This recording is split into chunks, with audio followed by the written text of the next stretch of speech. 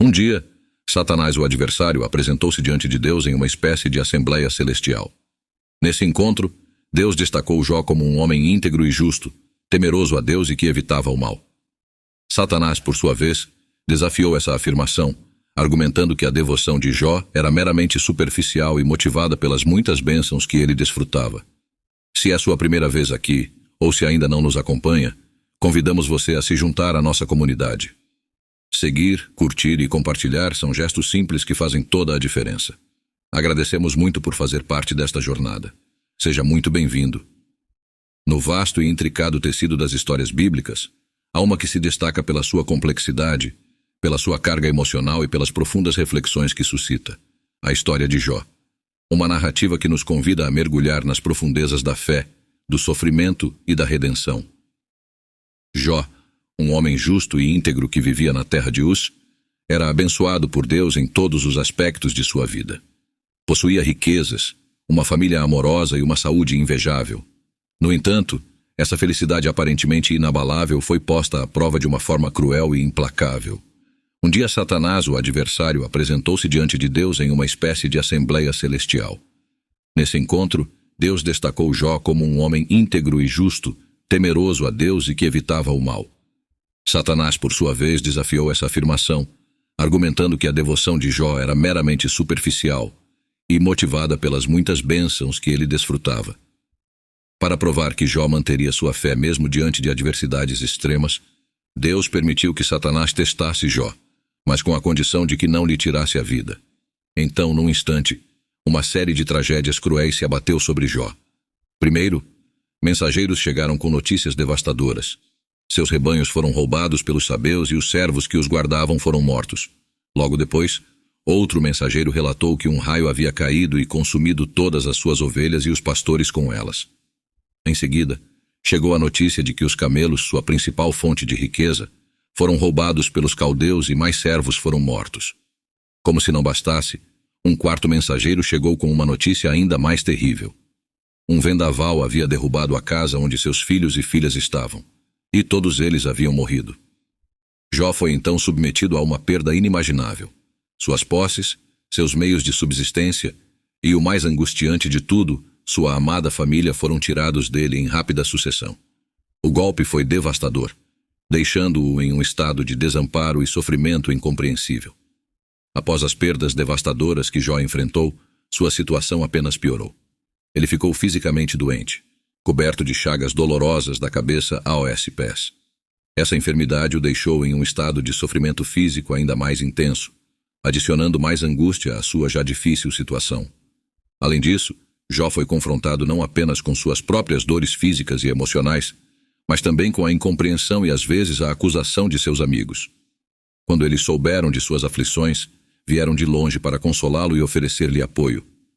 No entanto, à medida que testemunhavam o estado lastimável de Jó, ficaram atordoados e por um tempo simplesmente sentaram-se com ele em silêncio, compartilhando sua dor.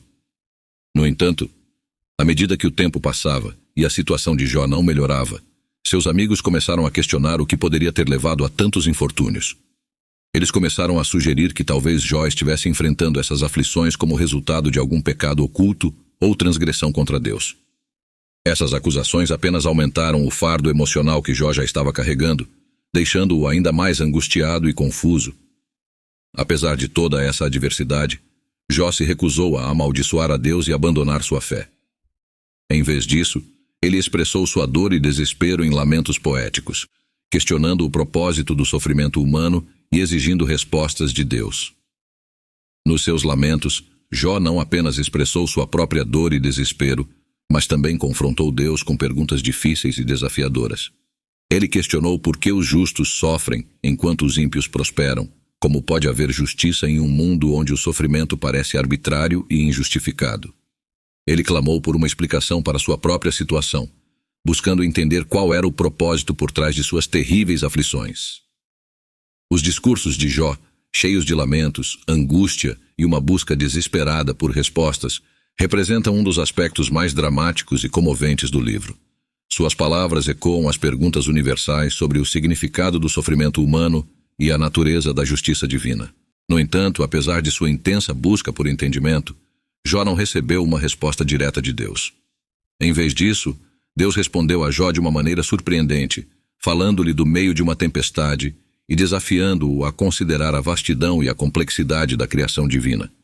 Deus não ofereceu explicações simples para o sofrimento de Jó, mas em vez disso, convidou-o a contemplar a grandeza de sua obra e a confiar em sua sabedoria e soberania.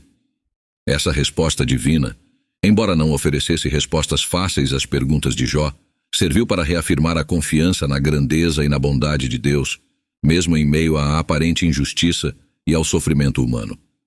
A história de Jó, com todas as suas perguntas não respondidas e mistérios não resolvidos, continua a desafiar e inspirar os leitores ao longo dos séculos, convidando-os a refletir sobre o significado do sofrimento humano e a buscar uma fé que possa resistir às provações mais difíceis da vida. Em seguida, Deus repreende os amigos de Jó por terem falado erroneamente sobre ele e por não terem compreendido a verdadeira natureza do sofrimento de Jó. Ele ordena que eles ofereçam um sacrifício de expiação e que Jó ore por eles. Jó obedece a Deus e ora por seus amigos, mostrando sua generosidade e compaixão, mesmo após ter enfrentado tantas dificuldades. Finalmente, Deus restaura a Jó suas bênçãos e o recompensa por sua fé e perseverança.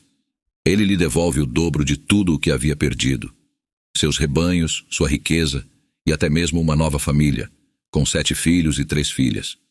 A história de Jó termina com ele vivendo uma vida longa e abundante, abençoado por Deus em todos os aspectos. Essa conclusão da história de Jó serve para reafirmar a justiça divina e a bondade de Deus, mesmo em meio ao sofrimento humano. Ela destaca a importância da fé, da humildade e da confiança em Deus, mesmo nos momentos mais difíceis da vida. A história de Jó continua a inspirar e desafiar os leitores a buscar uma fé que possa resistir às provações e tribulações da existência humana. Queremos agradecer a todos vocês por estarem aqui e fazerem parte desta comunidade. Sua presença e apoio são essenciais para o nosso canal. Ficamos muito gratos por ter vocês conosco.